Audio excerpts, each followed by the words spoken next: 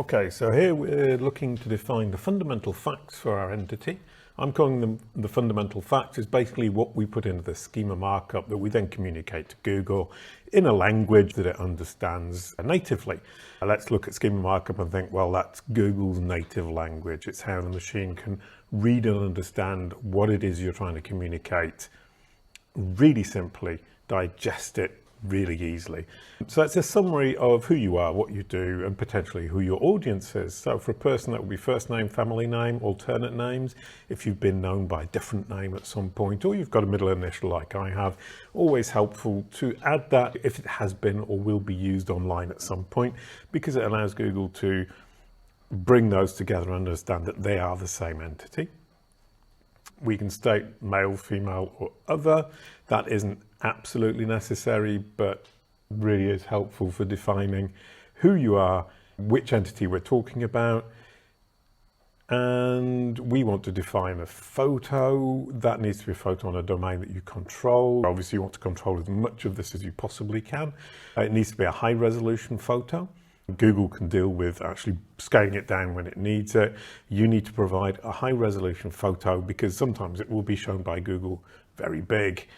The job title is your current job title, not necessarily the same as the subtitle. It can be the same as the subtitle that you want in the knowledge panel, but the job title is temporary. It's the job you currently have.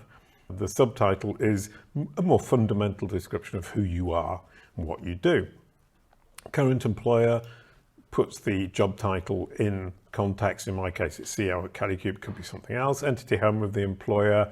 If you're working on the two entities in parallel, that's a really good idea. It really helps Google understand this relationship, and that each one will help to support the other in terms of Google's confidence in its understanding of each of them. Date of birth, very important to disambiguate. If there are two people with the same name, it's unlikely there are going to be too many of them born on that same day, and even less likely if we then go on to town of birth with the postcode in the country, that two people of the same name were born in the same place at the same time, on the same day at least. So that's incredibly important. Some people try to or want to hide their date of birth or even their place of birth. Fine, I would suggest it's probably futile in the sense that Google will find it out from somewhere. So I would suggest you might as well take control and own it, own the information. Once again, owning this information really helps you in terms of controlling it.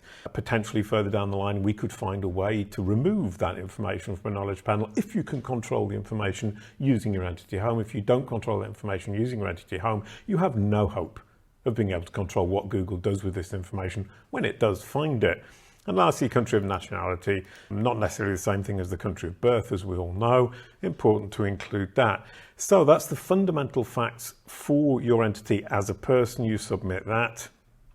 It's then saved to the database and it will be added to your schema markup, which is the next step here.